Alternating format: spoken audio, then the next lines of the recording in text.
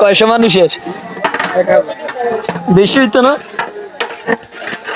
আসসালামু আলাইকুম, তোমরা কেমন আছো? আমি হলো মান্নাগো হুদা ভাই। হুদা ভাই এখন চলে আসলো মূলত এখানে একটা রান্নাতে, বাট আমি রান্নাতে চলে আসলাম ঠিক আছে ছোট ভাই বাদারদেরকে নিয়ে। রাতের বেলায় চলে আসলাম, রাতে এসে শুধু দেখে গেলাম, কিন্তু বাট দিনের বেলায় এখন দেখতেছি ওরা সকাল বড় বড় পায়ে গুস্ত রান্না শুরু করে দিল মূলত 1000 মানুষের। এটা তো আমার চাচাতো ভাইয়ের মুখ থেকে তোমরা শুনছো, আমি কিন্তু একদমই অবাক হয়ে গেলাম। তো আলহামদুলিল্লাহ থাক, সবকিছু বাদ দিয়ে এখন আমি নিজেও একটু ট্রাই করতেছি পাইতেছি কিনা।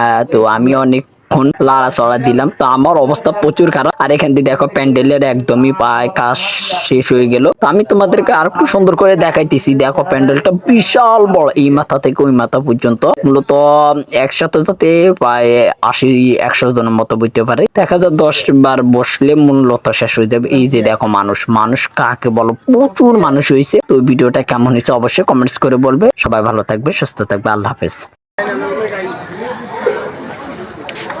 1000-এর মধ্যে মনে 1200 মানুষ হয়ে গেছে।